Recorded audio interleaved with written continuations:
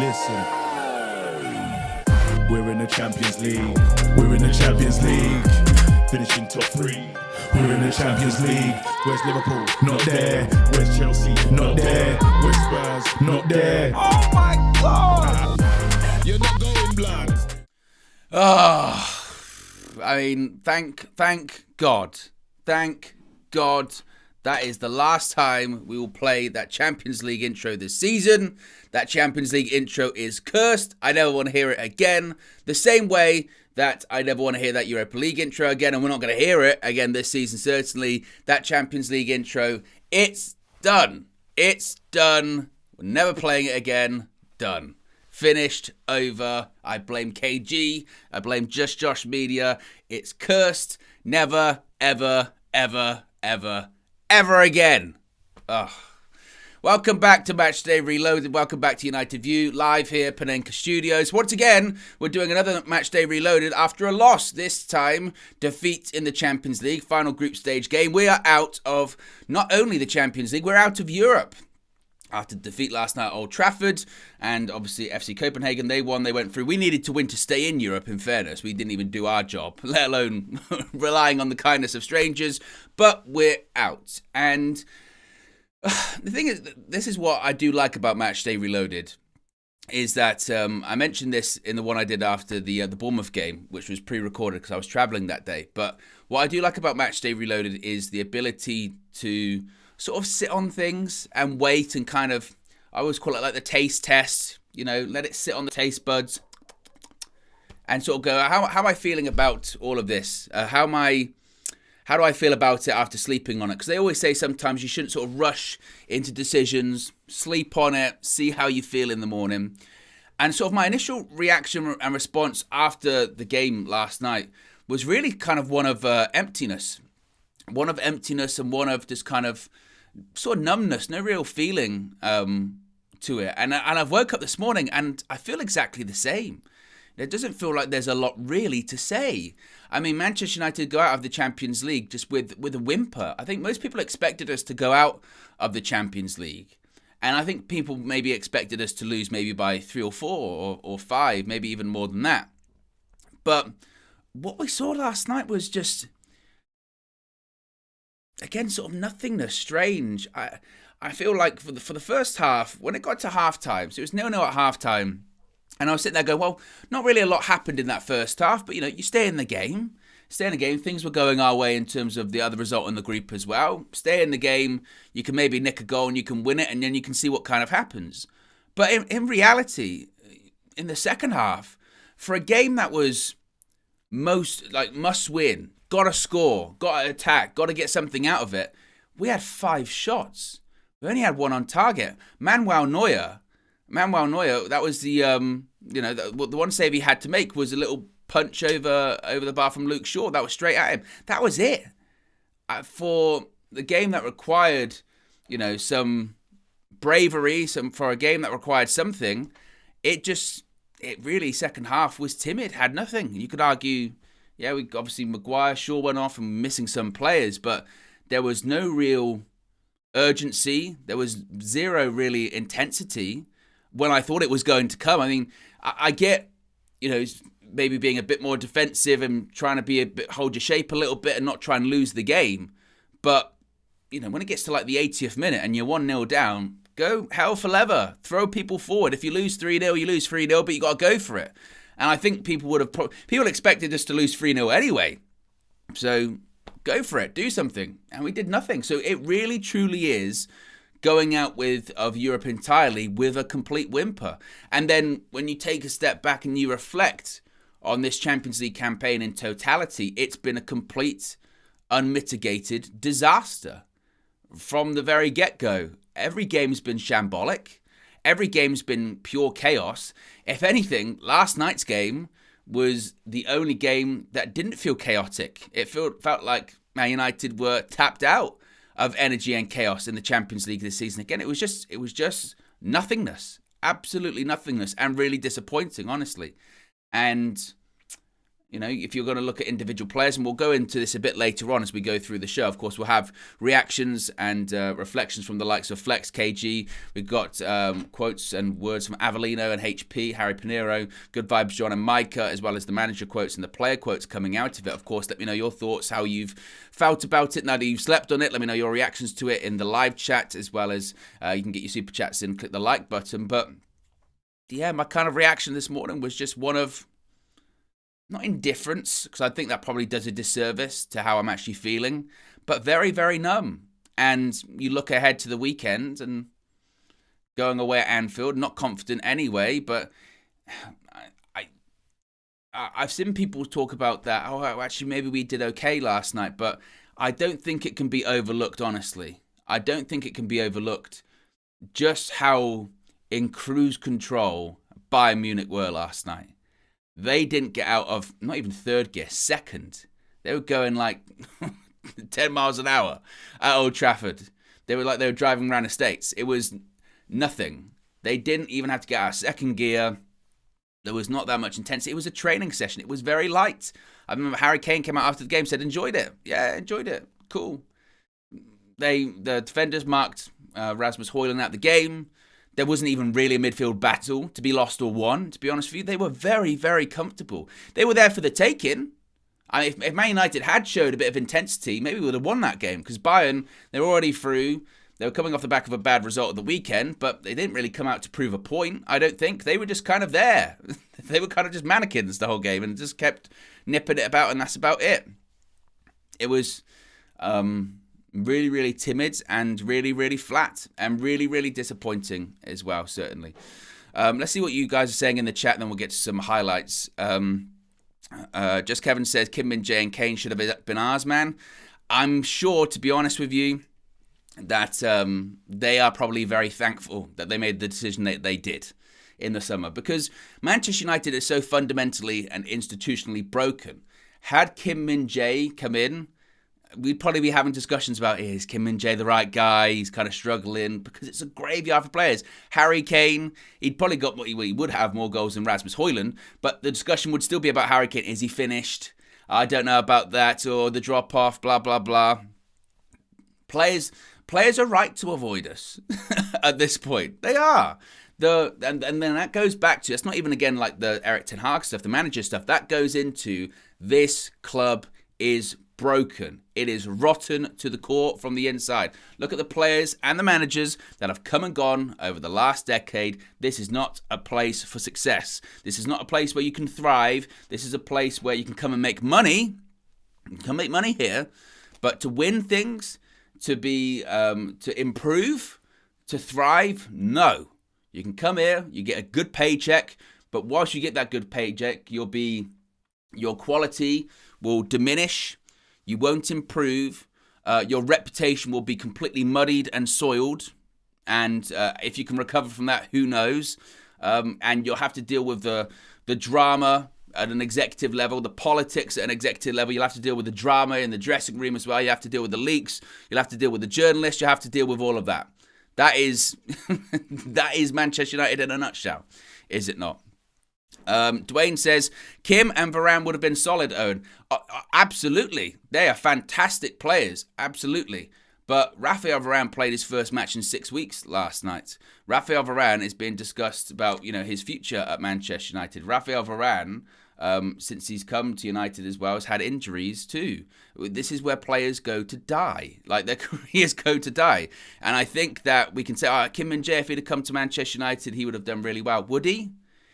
My point being is, he's a very good player, but is this the best place for him to succeed? Is this the best place for his career to thrive? Or if Kim Min-jae had signed with us in the summer, we'd have found something wrong with him already. We'd have been like, is he that good? Can he adapt to the Premier League? Can he play with these players? Something. Like, that is just what happens. It is not the best place for players to come, And instead, we have Johnny Evans. He came on. He's going to play at Anfield at the weekend too. That's Man United. That's the Man United way, certainly. And now I've said all this kind of stuff as well. Let's relive it. Let's have a look at the match view highlights. Oh, Lord. Oh, Lord. It's all right. Oh, Lord, goal. Is he actually in? Game. Mistakes. Is that my own onside? Mistakes. No, it's onside. It's all good. It's all good. You know what? It's all good. Finally, Nearly. we're out of our Instead misery. of it being finally, 0-0 and not finally, knowing. Out of our misery. No fouls, no. But you know what though? It's 70 minutes and he's not made any attacking changes. He must have. Has he been looking at this team thinking, yeah, we're doing well? We knew this forward. was coming though. Let's see the goal. We didn't take our chances.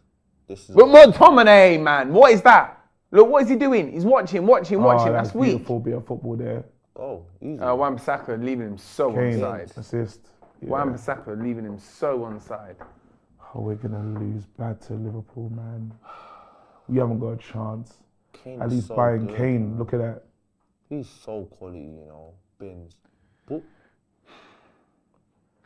De Gea saved it. It's needed though. There you go. Don't do that. Don't do that. Now, do you know what, bruv? Kingsley Coman, Man United out of the Champions League. There was a period where we pressed them, went 4-4-2, but it was all huff and puff and no real quality, no nothing, no belief. We haven't looked like scoring. We were never going to score tonight. I'll give them that. They stayed compact for as long as they could, but the golfing class was just there. Bayern Munich were just in a training session, and even the goal we concede is really poor. One ball through, right through the middle of the defence, easy finish. And we get what we deserve throughout this whole period. We get what we deserve. This is one of the easiest goals they'll score as well. They haven't, again, they've been in, I say Bayern have been in first gear all game. Look like they're just getting their fitness up. And that is the easiest finish you'll get. And yeah, it's over.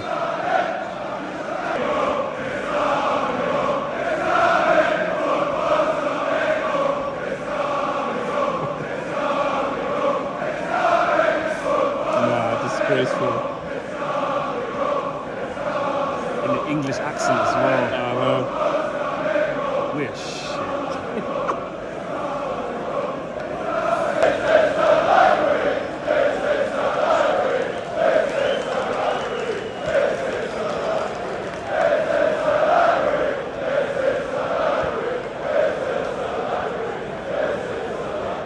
Do you know how bad that is? Do you know how bad that is? Bayern Munich fans mocking Manchester United and mocking Manchester United fans in Old Trafford in English with English accents. Oh my God. And they were loud throughout the evening. And I remember doing the press conference on Monday, and I think it was Andy Mitten asked Erik ten Hag about the atmosphere at Old Trafford. And he said that in the away games that we've had this season, in Munich, in Copenhagen, in Istanbul for Galatasaray, talked about the atmosphere and how difficult it had made the atmosphere for the team and all this kind of stuff. And Old Trafford, particularly in Erik ten Hag's reign, in those big matches, they show up and they're loud and they support the team. But Erik ten Hag said in his press conference, he said they're with us, they support us, they always back us, and they make a lot of noise. But it's up to us to energize them. And that stuck in my mind when he said that. It's up to us to energize them. What on earth energized those Old Trafford fans last night? Nothing. There was nothing to energize them. Even watching on the TV screen, you could feel it. It was particularly quiet, and that's not a knock on the people that were in attendance. Because what is there to cheer about? You know, what is there to cheer about with that? Nothing. Nothing to cheer about. And there was nothing to energize. And that's why I say that to go through 65 minutes, making sure you don't concede, that's fine. But at some point, you've got to go for it. And then if you lose 3-0, people expect you to lose 3-0 anyway. But you can't just be tepid the whole game and let it peter out into nothingness and then have this sort of feeling of emptiness after the game. And again, didn't even get out of Flex said first gear, I said second gear, whatever. The point being is Bayern didn't have to do anything in that game. Matt Farley with the super chat says, style of play is an issue. We have nothing to fall back to as a team. Just playing on vibes. Ten Hag in or out, doesn't matter. He'll sack himself. We're going to talk about some of Ten Hag's decisions as well as we go through this. Regarding Ten Hag, though, we got some quotes after the game. I felt this was quite an interesting quote from Steve Bruce. I think he was doing some commentary for the BBC last night. And he said, quote, "The Manchester United fans have shown a level of patience, but there's a huge disappointment tonight. There was never a cup tie atmosphere and there was never an intensity to win the game. Bayern just cruised through it. When the draw came out, everyone thought it was a really decent draw. They've got Liverpool at the weekend and there's no bigger tie in England than that one. They've got a chance to bounce back, but they're injury ravaged again. Usually in the past, when they haven't played so well, they've got a response under Ten Hag." I thought we were going to get a response last night. We didn't really get, anything. Erik ten Hag spoke after the game saying, quote, "We made mistakes, some individual errors from more players. In the end, it's not good enough. Today, the performance was very good. We didn't deserve to lose, but we lost the game." Now, I must be said, disagree. I would not look at that performance last night and say it was very good. I wouldn't. I would say that it was a performance whereby if Bayern really felt threatened and if Bayern really had their backs up against the wall just a little bit, they could go up through the gears and they'd have just destroyed us. That was not a very good performance for Manchester United last night at all. There was no intensity. There was nothingness.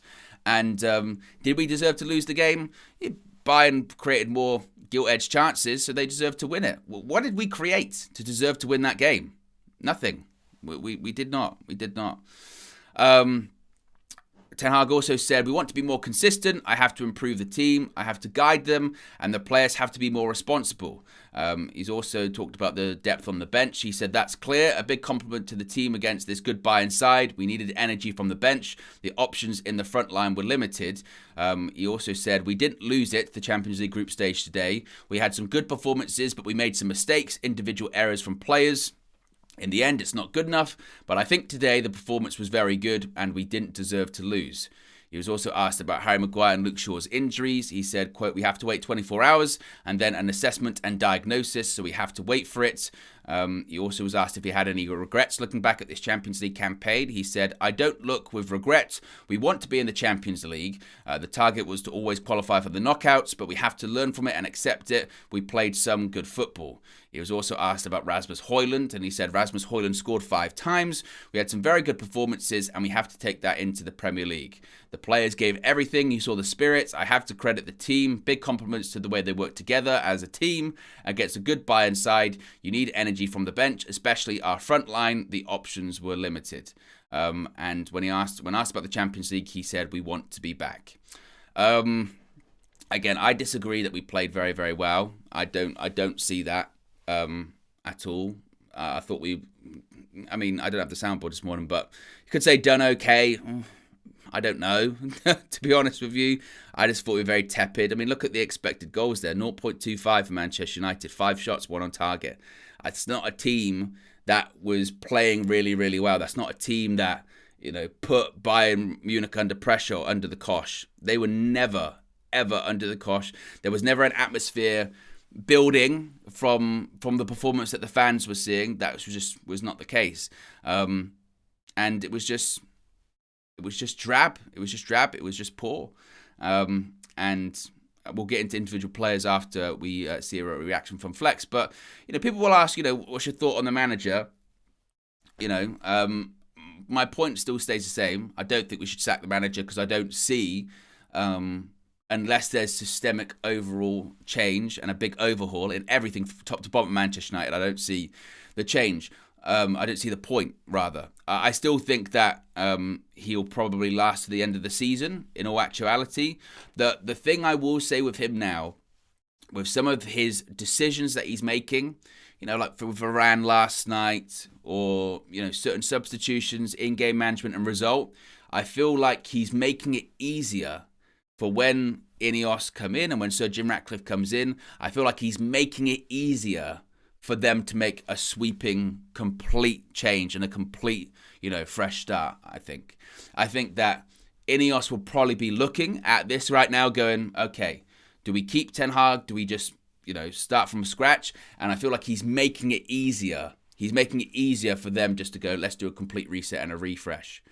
And that's when you go into the territory of don't help him. He doesn't help himself. In terms of get rid of him tomorrow or get rid of him after Liverpool, that's not going to happen. I said that going into this week. Erik ten Hag is not going to get sacked on Sunday. Even if we get absolutely smashed 6-0, 7-0, I don't think he'll get sacked, to be honest with you. Because as of right now, again, you've got an interim CEO. It's not his decision to make about sacking him. Even Joel Glazer would be like, well, I'm not. The footballing decisions are going to be to someone else in a couple of weeks. So what's the point? So Erik ten Hag won't get sacked this week or anything like that. And I want Erik ten Hag to succeed because I want continuity at Manchester United. I want continuity. I want Manchester United to pick a lane and stick with it. I think that Erik ten Hag, with the right structure around him, can succeed. I do believe that because we have seen that. With the right structure around him, he can succeed. But Manchester United's structure is non-existent. It's like some fabled ruins of a bygone time. Think of any place. It's like Atlantis. It's mythical at this point. Does it actually exist? There is no structure at Manchester United. And my concern is with him at this point is that Ineos are probably watching and they might be looking at this and saying, maybe we just if they're going to rip it all down, maybe they take everything. Maybe they take not only the players, the executives, the football, the recruitment and all this kind of stuff. Maybe they just take it all down. I do think Ten Hag is suffering for having a season last season where he overachieved. He did. Nobody thought we were going to win anything, let alone win a trophy, get to a final of the FA Cup, finish third in the league without a striker that season. People didn't expect that, but football doesn't stand still either. There were other teams last season, in particular a team like Liverpool, who were way off it. And this season they're back and other teams have improved and we've stood still, if not regressed. That's also a problem too. So he's not helping himself. And as this goes on, I do worry that he might become a bit of a lame duck in the sense of he'll stick with it. He'll stay in job till the end of the season, I think, almost irrespective of how bad it gets. But it might be one of those things where everyone knows the direction that it's going in. That's kind of how I feel it could be going, but we'll have to wait and see. Kristen says, with no European football this season, we're projected to make at least a 40 million loss. The club can't afford to sack Erik ten Hag.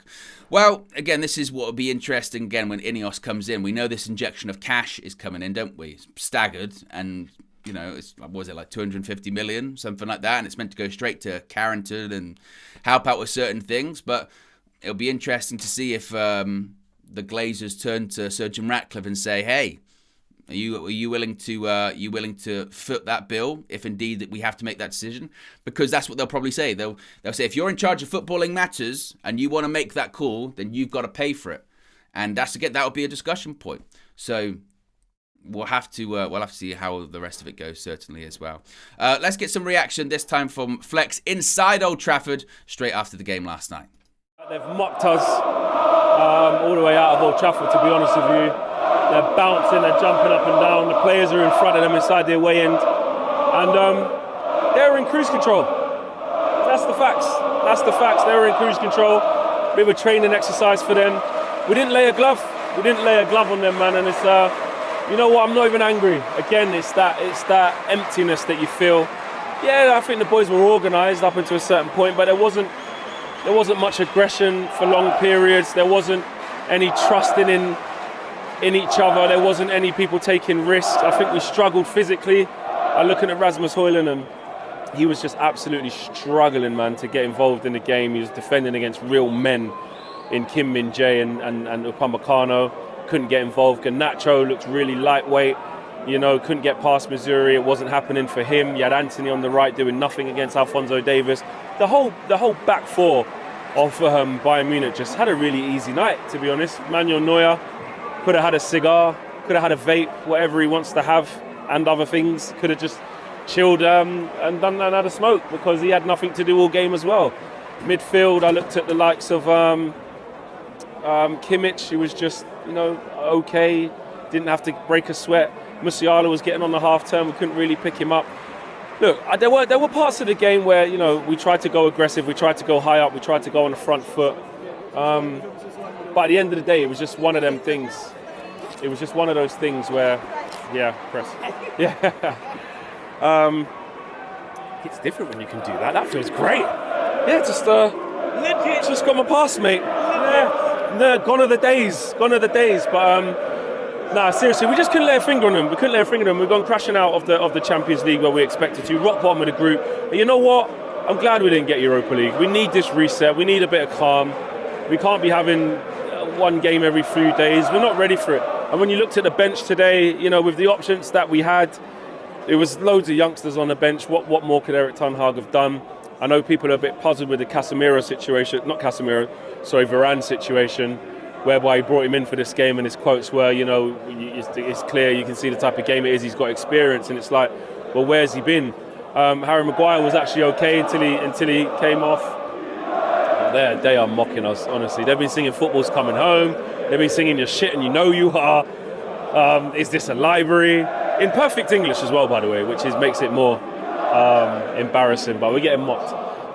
With the limited options that Erik ten Hag had on the bench, there wasn't really much else he can do. I think what we saw is a huge gulf in class in the quality and the strength of Bayern Munich, where they didn't even have to break out of first gear. They really didn't. Harry Kane dropping off the front, that's all he was doing, dropping off the front.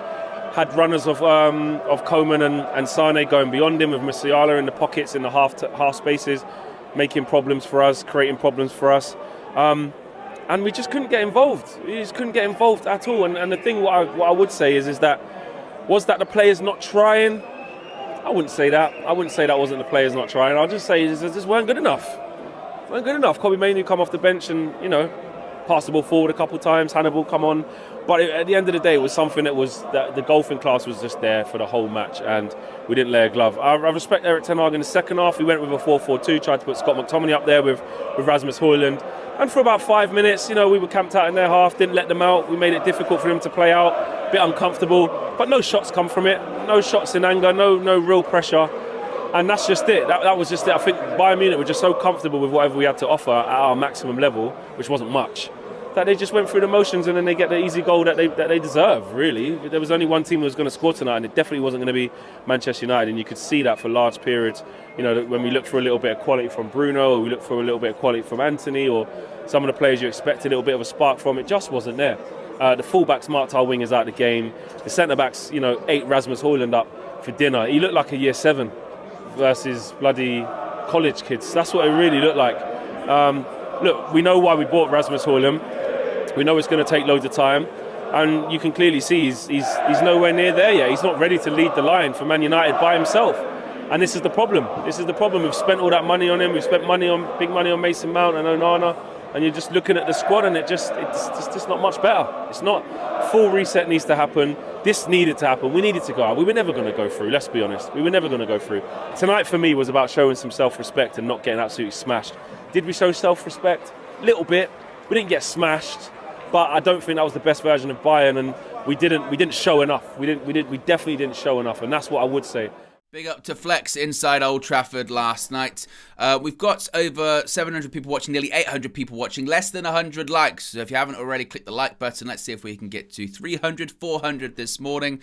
This is quite an interesting comment here. CH, one of our members, big up to you, says, "Owen, it's disingenuous. No one thought we were going to win, and we lose by 1 goal, and now it's a disgrace and a cheat." And to be honest with you, I think CH, I think that's an oversimplification. I don't think you can just completely swipe it to one side and go, well, no one thought we were going to win anyway, so it doesn't matter. Yes, no one thought we were going to win, but I think the minimum expectation was, if we'll probably lose, but I just want to see a reaction. I want to see a performance. I want to see some intensity. I don't think people anticipated seeing just, again, nothing. Just kind of a walk in the park, a training session for a must-win game. And that's also part of it too. We can't, I know things are bad, and I know that it's like playing Liverpool at the weekend. Everyone thinks we're going to lose. I think we're going to lose at the weekend, but that isn't just a free pass for us to not try. That's the minimum. I mean, if you're rubbish and you know you're going to go into a game, you're most likely going to lose. The bare minimum is that you can try, you can put an effort in, and you can show some intensity. You don't expect just to see just flat. You don't expect just to see nothing at all. That's my biggest frustration coming out of last night. It isn't necessarily the result. It's just the nothingness. It's the 5 shots in the whole game. That's the problem, you know. And I think we have to be wary of that too. While expectations have disappeared and, the standards are on the floor at the moment, the base level is still some intensity. And we just didn't see that at all. Matifalu says, weird thing is, can't sack him because players win, but can't keep him either because decisions and results are awful. What do we do as a club then? Well, that's the question at the moment. Again, I think I agree with you certainly with the comment about you don't want the players to win because they are culpable, involved in all of this as well. But the thing is with Ten Hag, and Flex kind of alluded to it there, with some of the decisions, he doesn't help himself. I really think if Ten Hag was making decisions that we could get on board with, or decisions that made sense or whatever, and really turned it into us versus them kind of situation where you go, no, the manager's absolutely doing the right things on certain situations, and it's just the players are shit or whatever, then I think he'd have a lot more credit in the bank than he's getting. But the problem is, it's like the Varane situation last night. The Varane situation is really baffling when you look at it, because for 6 weeks or whatever, Erik ten Hag says the reason Raphael Varane isn't playing is because he doesn't believe that either Harry Maguire or Raphael Varane can play left centre-back effectively. Therefore, they can't really play together. And at the moment, Maguire's playing well, so Raphael Varane's got to sit on the bench. And you can understand that. You can understand. Some people say, are we saying Maguire's better than Raphael Varane? Not necessarily. It's just more Maguire's playing well and he's in the same position as Varane. Okay. And look, Maguire got injured last night and people were devastated when he came off because he's been playing really well. He started the game really well too. But, last night you go, okay, Varane's going to start left centre-back. Maybe it's a case of Erik ten Hag's had a change of mind, certain injuries, absences. It's a Champions League game 2, wants to go with experience. This is the opportunity to be like, Eric, you were wrong on that. And suddenly Maguire and Varane start playing together. And they played well. They did play well. We go, okay, you're kind of going back on what you said there. But then even when Maguire came off, and I thought to myself, well, now that Maguire's coming off, Varane will shift over to right centre-back. Johnny Evans is coming on. He'll play left centre-back because that's where he's played. He came on and Johnny Evans played right centre-back and Varane stuck at left centre-back the whole game. And look, I'm happy that Varane's back in the team now because Varane will start at Anfield. I mean, you're probably looking at a centre-back pairing of Varane and Evans, with Varane playing at right centre-back and Evans playing at left centre-back. But it doesn't, I don't know, it didn't make a lot of sense to be honest with you. And unless, and it'll be interesting to see if Erik ten Hag's asked about this in the press conference on Friday about, what have you had a change of mind with that? Have you now seen that Raphael Varane can play left centre-back? Are you happier with that? Because Varane didn't do anything wrong in the game. So has that changed your mind, or are you still going to be steadfast in that belief? Like what's changed when it comes to all that too? That's it's a strange one. There's not really, I don't think, a lot of explanation with it, unless it's a situation where he just said to Varane, right, go and prove me wrong, and I think he probably did. Now, in terms of like my long-term thoughts on Raphael Varane, hasn't really changed it that much. I still do think we need to move on. Just from, we need to have continuity. Varane still, because if Raphael Varane gets injured in the next couple of weeks, are we going to be shocked by that? No, I don't think so, because that's kind of been his record at Manchester United. We still need a younger centre-back, Maguire and Varane. They both need to go. We need a younger centre-back, more consistency, more continuity, and more quality. We had prime Raphael Varane, that'd be a different question.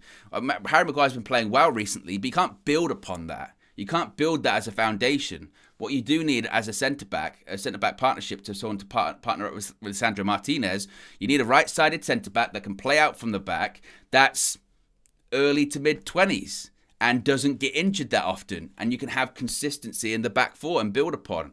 You can't have Harry Maguire because whilst he's playing well, long-term, we know the quality and we know the limitations. Raphael Varane, unbelievable career, unbelievable achievements. We know the injury record, though, as well, and we know his age. We need to build upon. We need to have something to build upon.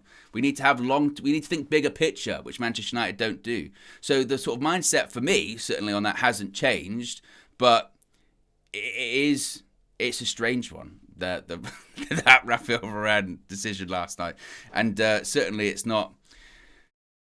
It's not where we want to be. Wahid says, complaining about the structure and player power like we didn't have 10 years worth of history for him to look at. It's an excuse for his regression, and his comments after the game were appalling. Were appalling. No, look, the comments after the game, like I said, I disagree with his, we played well, because I don't think we did play well. We didn't. And also, when I talk about the selling players or what have you, I mentioned it the other day. I am not attached, and I will never understand how people are. I am not attached to any one player at Manchester United. Legitimately, anyone can go, and that's not even just because of this group of players. What have they done in the last 10 years or anything like that? But even when we were winning things, David Beckham goes, okay. Roy Keane, iconic captain, he goes. Okay, Ruud van Nistelrooy, he's at Manchester United for, 5 years when he was here. Scored goals, we all go, Ruud when he scores, everything. He's off. Okay. Cristiano Ronaldo, when he's here the first time, Ballon d'Or winning, amazing. He's going to Real Madrid. That sucks, but okay.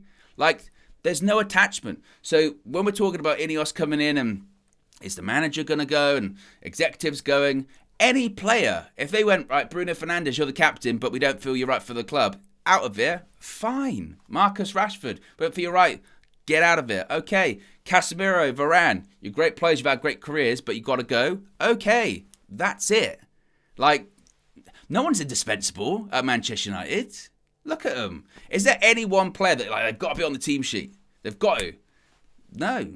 There isn't that, like, one franchise player that you look at and you go, wow, I tell you what, if we got rid of him, we'd be in big trouble. Nobody. There's nobody like that. So it does appear, once again, we're on the precipice of yet another rebuild, but I don't see any sort of long-term sustainable success until it's all just completely burnt down, and then from the ashes, the phoenix has to rise, quite frankly. Let's get some more reaction. Let's go to a KG who was struggling with his voice. Poor KG, under the weather a bit, but he managed to croak out his thoughts after the game. A video at the beginning of the week when Tottenham lost. It was on Best of Enemies, and I was saying, "Are you okay? X, are you okay? Avi, are you okay?" And look at my voice now, fam. Life is a true humbler, fam, because now my voice, and I'm not okay. Listen, I'm not okay. My team's not okay. Nothing is okay right now, and it is what it is. It's firmly mudded, but you know what? Like, there's no anger, no animosity. We're just terrible, you know. That's what it's coming down to, and we all we do in this one is look forward. I tried to be in this game, and I can't even tell you, lot, I went into this game with hope, because that would be a lie.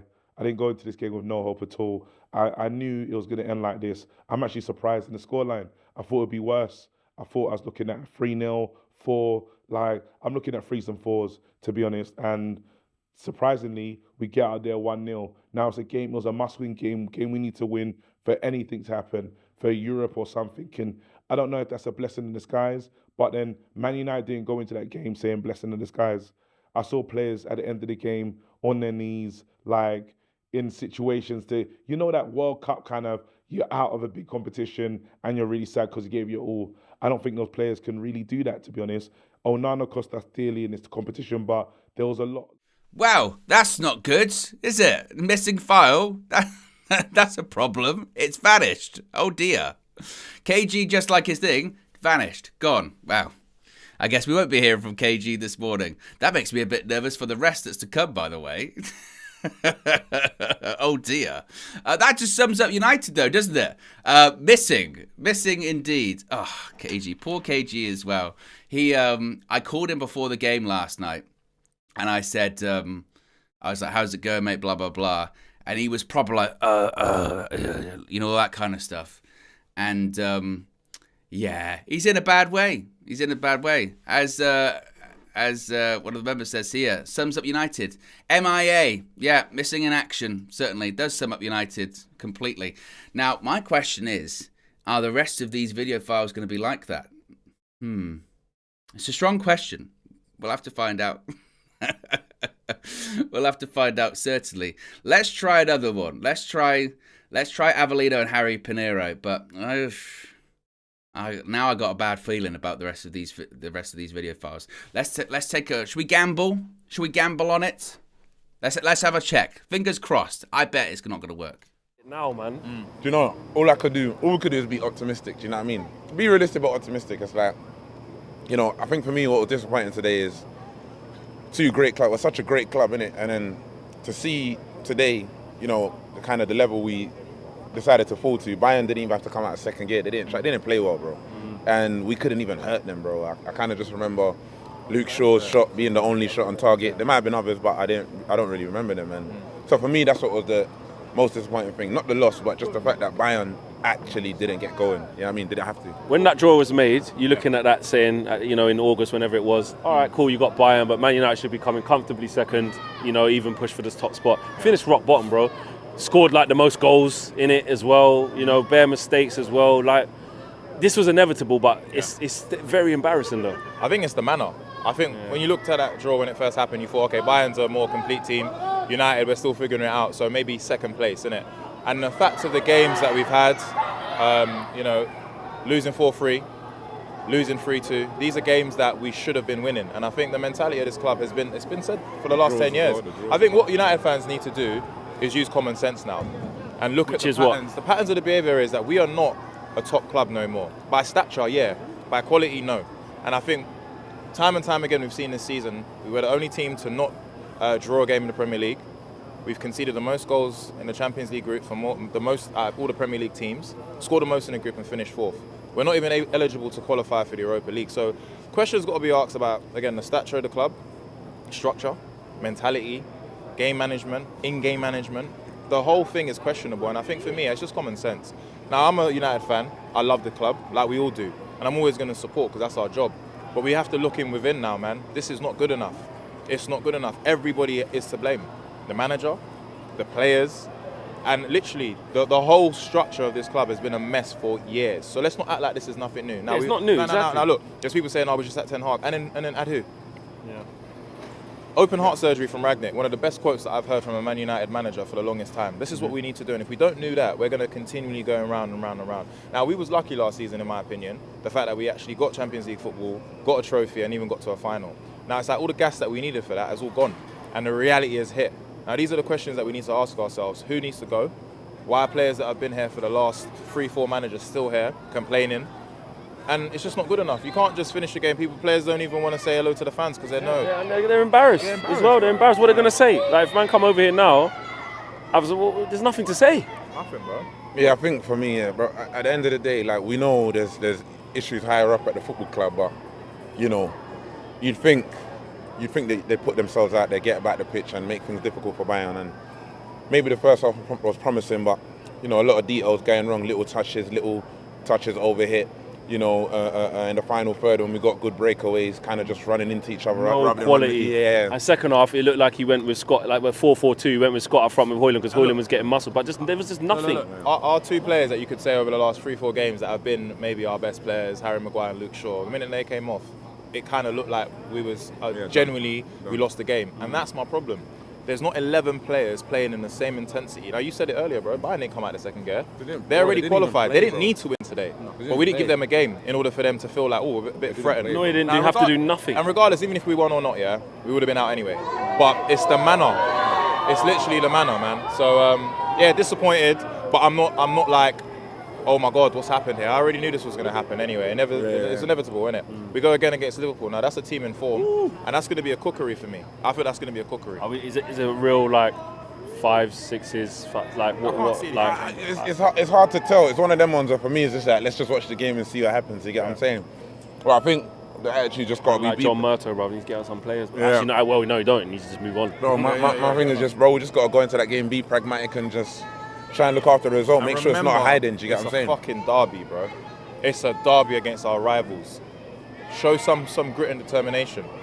I hope end of the season that things change in terms of the whole structure of the club. If not, I'll be real. Again. Unless there's, you know, like stuff like not having a technical director, sporting director is mental. Do you know what I mean?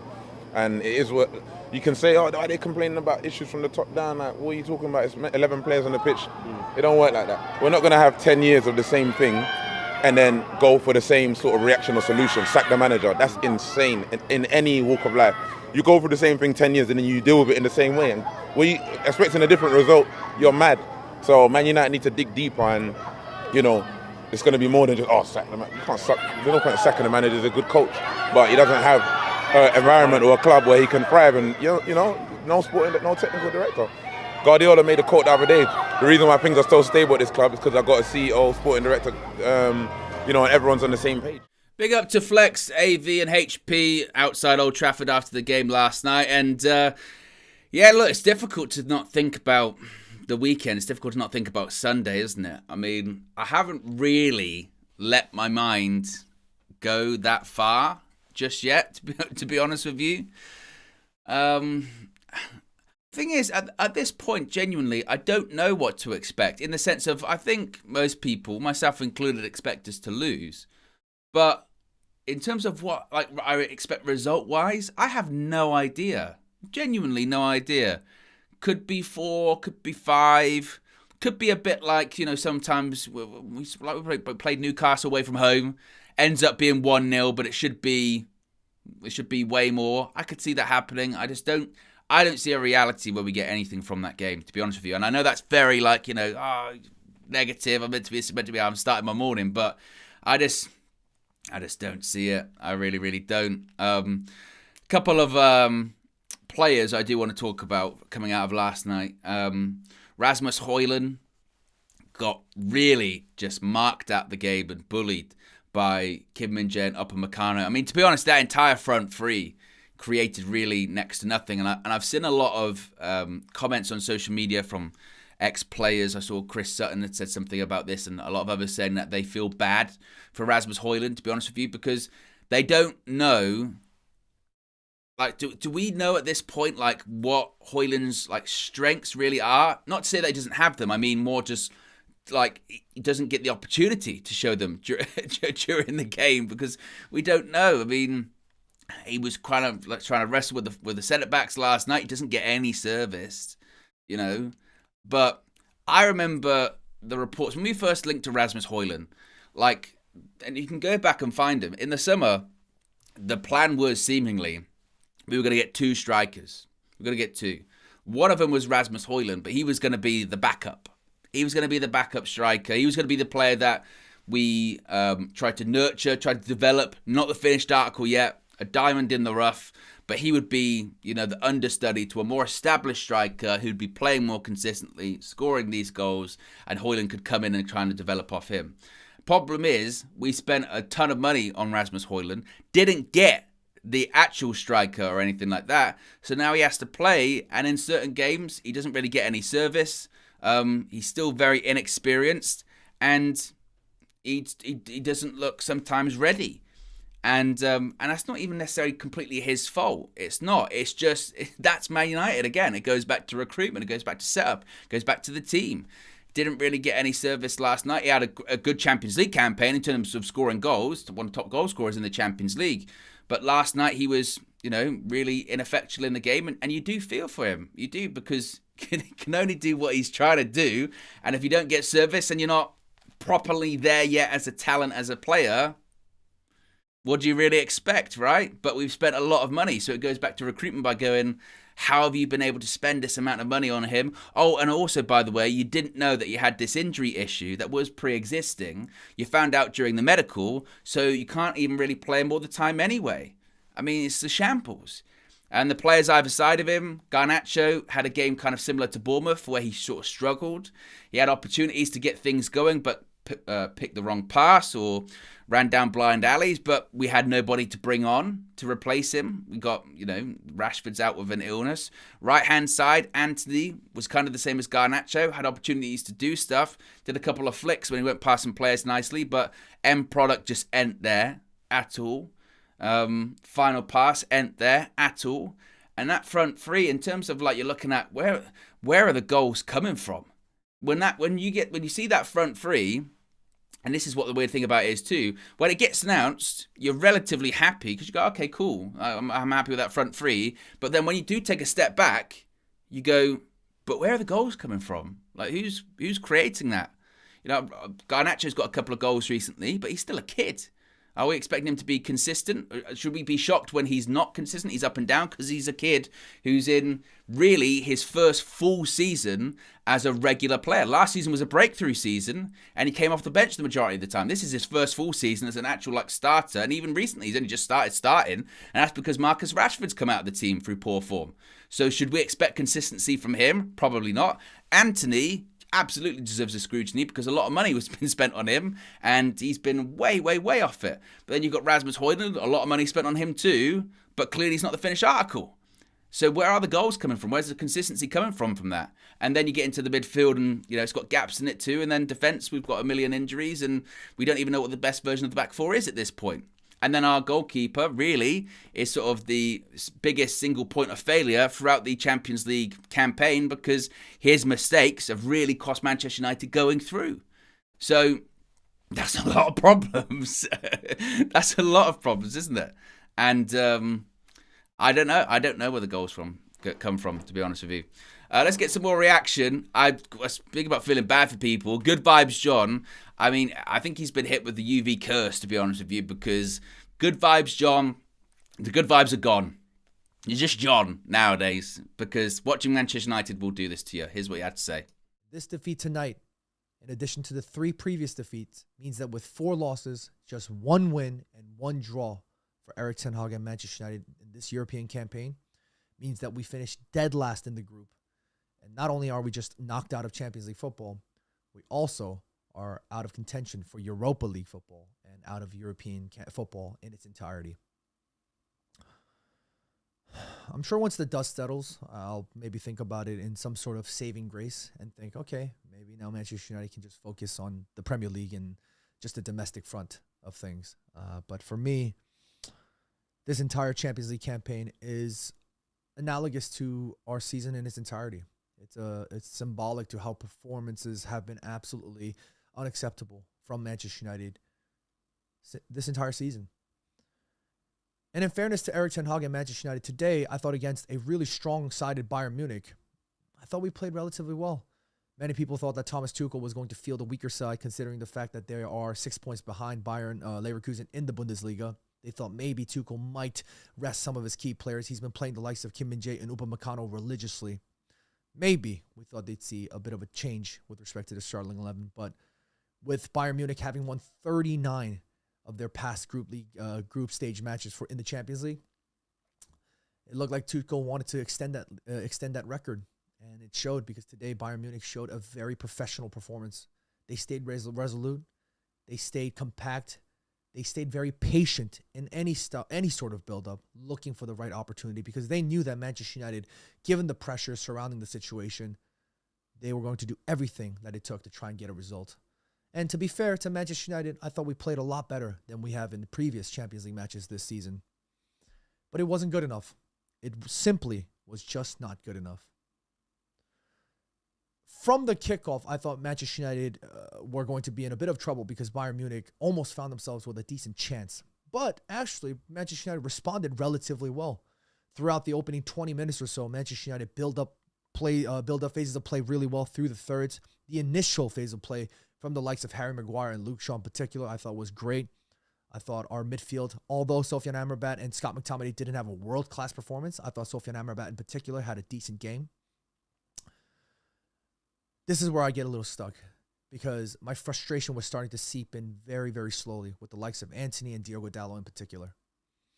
I don't like singling out individuals, especially when our entire performances throughout the entire campaign has been relatively poor. But watching Diogo Dalot and Antony in particular was extremely frustrating. I want to support Antony and I back him. I back Diogo Dalot. I back every single one of these Manchester United lads that play for this badge. But that performance today, I couldn't help but just scream and be frustrated. As we're finding opportunity, as we're finding rhythm, as we're finding chances, although there were glimmers of decent situations involving Antony and Diogo Dalot, I thought Dalot had a better performance than Antony. And I thought Dalot worked his absolute socks off. And so did Antony, to be fair. They all worked their absolute socks off. But sometimes it's not just about working your ass off. That's a given, especially when you're playing at the highest of levels in football. The front four, I thought, was relatively underwhelming. Antony, there was a moment where he had won the ball back after working so hard to press the Bayern Munich player. And him and Diogo Dalot sort of went at this back and forth. They kind of exchanged passes, give and goes here and there. And then Antony did something that I started getting a little bit scared of, because he started doing step-overs, standing step-overs. Standing step-overs so much to a point that Diogo Dalot, who was expecting a return ball immediately, moved thinking that the ball was going to come. But because Diogo thought that, okay, this is the perfect opportunity for him to break through the bank of the back line and run in between the channels, he got fed a little too short from Antony, and then that ball got returned back to Antony in a skewed fashion, and the ball went out of bounds. That situation right there was the first moment where I started really getting concerned. Like, my cold sweat started coming, because when you're sitting there seeing that, you start asking questions about the focus levels. You start asking questions about the quality. I'm not saying Antony doing standing step-overs is the be-all, end-all. Because, to be fair, like I said, Antony played a lot more efficient than his previous performances throughout, especially his entire season and seasons prior to. But that moment really just kind of, I was thinking like, oh, what are we doing? We were doing so well. We were playing efficiently. We were staying solid. We were staying... Big up John. Again, he's broken at this point, unfortunately, is John, which is not good. Not good. Hopefully, one day, the good vibes will come back for Good Vibes John. But there you go, guys. That's Match Day Reloaded for you this morning. Be sure to smash a like on the like button. Be sure to subscribe, bottom right-hand corner. What's on tap for the remainder of the day and the week, of course, today we're going to probably have more reflection coming out of the game last night. As we head into the weekend, we'll have match previews, fan clashes, all that fun stuff ahead of the trip to Anfield. Of course, Sunday we will have the match view live, the fan views, player ratings, full-time view, all that fun stuff as well. You can also go and check out all of the clips that you've seen this morning are from all of the fan views last night. From the game, so you can check them out, whether it's flexes, KGs with the actual thing there, Avelina, HP, Good Vibes John, Mike has got one, Louis got one, as well as the player ratings too. So if you haven't already, be sure to check those out and stay tuned. If you haven't already subscribed, how many likes did we end up on? We've got only 169. We can get 200. We can get 200. There's still over 700 people watching. Definitely we can get to at least 200, at least 250. I know that things aren't great at the moment, and I know things are terrible when it comes to Manchester United and watching them. And like me, you probably feel like I'm just tired. I've got nothing left to give, Owen. Of course you do. You've always got a little bit left to give, and that's the like button. You can click the like button, certainly. Have a great day, guys. Don't let United get you down too much, and I'll speak to you again very soon. I'm out of here. Peace.